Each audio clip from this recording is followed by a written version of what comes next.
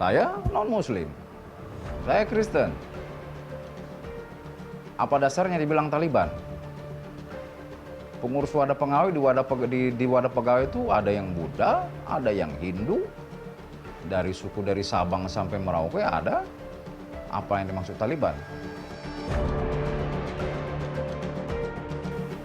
Saya Cina. Ya kelihatan lah dari muka saya. Nah, agama keluarga saya Buddhis. Ya seminoritas itulah saya. Tapi gak masalah kan. Maksudnya bukan masalah, masuk ke KPK juga bisa-bisa aja buktinya kan.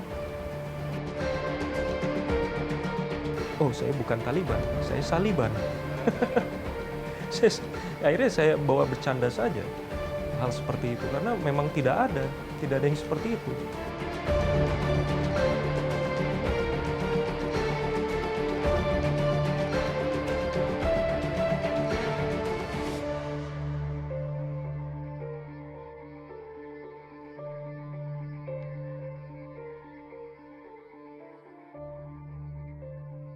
Ada roh di gereja ini, mari kita jawab sendiri. Ada roh di hati kita, mari kita jawab sendiri. Andre Denny Nainggolan mengaku tak habis pikir isu polisi Taliban yang kerap ia anggap sebagai lelucon belaka, ternyata membawanya kepada titik nadir pengabdiannya di KPK selama 15 tahun. Apalagi nilai merah yang ia dapat dalam tes wawasan kebangsaan membuatnya semakin bertanya-tanya, apakah seluruh pengalaman hidup yang ia lalui sebagai lulusan Akademi Polisi tahun 2000 lalu menjabat sebagai Kapolsek Lombok Barat sebelum bertugas di KPK membuatnya semakin tak Pancasilais dan tak berwawasan kebangsaan. Seluruh dedikasi dan perjuangannya memberantas isu korupsi seakan tak pernah menjadi bahan pertimbangan pimpinan KPK untuk mempertahankan nasibnya. Semua yang saya lakukan itu sia-sia. Semua yang saya lakukan di KPK, bahkan sebelum KPK, yang pernah saya pelajari, yang saya terapkan di kehidupan sehari-hari itu jadi sia-sia. Jadi berarti ini nggak ada artinya semua itu. Gitu. Nggak.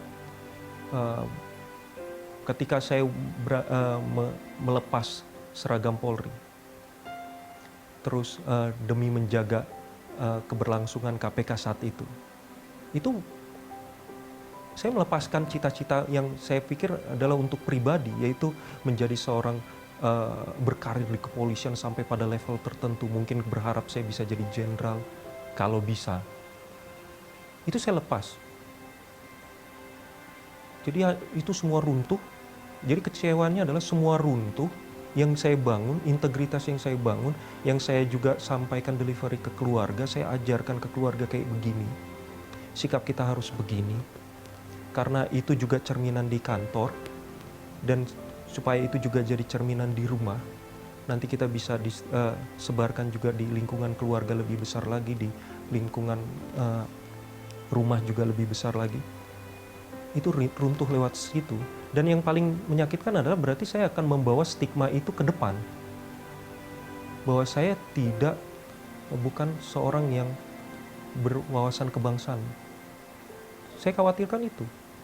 Nanti bagaimana dengan keluarga saya, anak saya? Wah, bapaknya nggak Pancasilais. Sama halnya seperti Rizwin, penyidik beragama Buddha yang menceritakan keharmonisannya selama bertugas meski menjadi seorang dengan etnis minoritas di lingkungan KPK. Kalau di KPK beneran ada Taliban, emang bisa orang kayak saya hidup di situ 4 tahun loh. Maksudnya kalau ada yang nggak suka dengan saya, pasti kan saya udah dicina-cinain di situ kan, apalah gitu kan. Buktinya saya nyaman-nyaman aja. Orang-orang yang disebut kadal gurun nomor 1 itu, si Pak Novel tuh baik ya sama saya. Maksudnya ya biasa aja gitu. Hingga pada akhirnya 51 pegawai menerima surat keterangan nonaktif dan diminta untuk menyerahkan tugas serta tanggung jawabnya yang ditandatangani langsung oleh pimpinan KPK. Merasa tak mendapat perlindungan, penyidik KPK Herbert Nababan meminta dukungan dari Persatuan Gereja Indonesia dan Komnas HAM untuk membantah isu bahwa tudingan kelompok radikal dan anti Pancasila sangat bertolak belakang dengan keberagaman dan keharmonisan yang ada di internal KPK. Harmonis saja di dalam.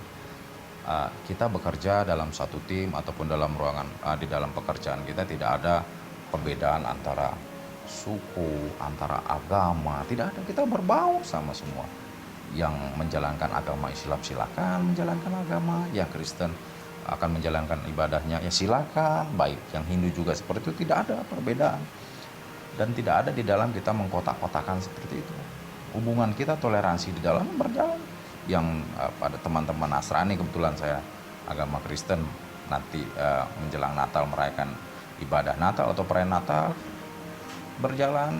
Begitu juga teman-teman yang Muslim pada saat menjalankan ibadah puasa, dan ada yang namanya halal bihalal, semua juga kita berbaur. Jadi saya tidak paham apa yang mereka yang di luar sana yang seolah-olah mengatakan KPK itu sarang Taliban. Makanya saya tidak tahu Taliban seperti apa yang mereka maksud.